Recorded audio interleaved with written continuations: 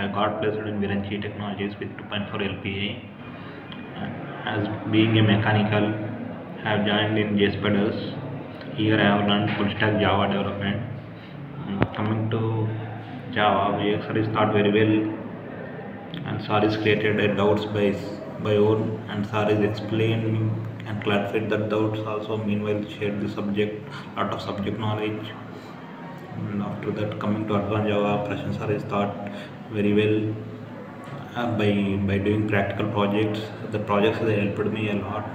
How the real companies are, real projects is going to done in companies. So I need to suggest you train well, make a practice will help a lot to get a job. So get a job as soon as possible and be happy. Thank you.